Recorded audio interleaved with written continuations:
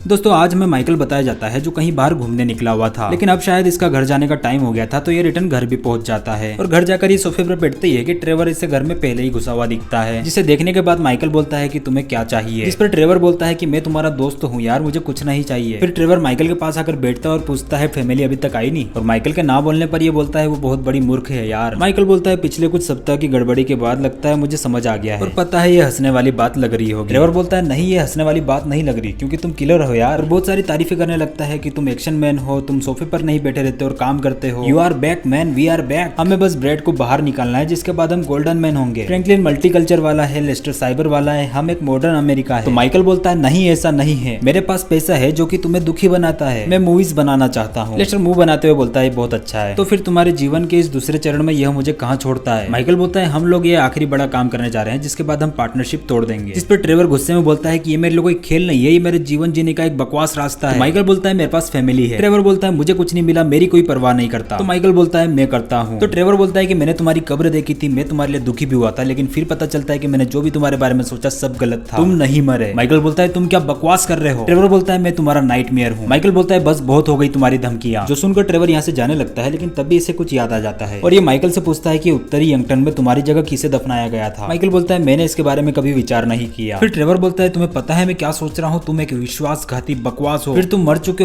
हो बोलते हुए ट्रेवर यहाँ से बाहर निकल जाता है। फिर माइकल थोड़ा सोचता है और फिर वो भी ट्रेवर के पीछे उसे रोकने चले जाता है, लेकिन तब तक ट्रेवर उसकी गाड़ी लेकर चले जाता है। फिर माइकल ट्रेवर को कॉल करता है और पूछता है कि तुम कहाँ जा रहे हो। ट्रेवर गुस्से में बोलता है कि तुम्हें पता है मैं कहाँ जा रहा हूँ। माइकल ट्रेवर को वापस बुलाने की कोशिश करता है, लेकिन वो नहीं मानता। तो माइकल बिना देरी किए एयरपोर्ट की ओर निकल जाता है और ये जाते जाते रास्ते में डेवी को कॉल करके बोलता है कि उसे पता चल गया है। डेवी घबराते हुए पूछता है कि क्या वो सब कुछ जानता है। माइकल बोलता है वो अपना डाउट क्लियर करने के लिए लियलू डेंडार्फ जा रहा है और मैं उसके पीछे जा रहा हूँ, देखता हूँ मैं उससे कुछ रीजन बता सकूं। जिसके बाद माइकल बिना देरी किए एयरपोर्ट पहुंच जाता है, लेकिन यहाँ पर माइकल का पीछा कुछ लोग कर रहे थे जो बोल रहे थे कि उसका बॉयफ्रेंड एयरपोर्ट पहुंच चुका है, ये जिस भी प्लेन में बैठेगा उस प्लेन में हमारे आदमी होंगे। जिसके बाद हमें माइकल को बताया जाता है जो प्लेन में बैठकर निकल जाता है लुडेनडॉर्फ की ओर। और अब आगे क्या होगा वो तो आपको नेक्स्ट पार्ट में ही पता चलेगा।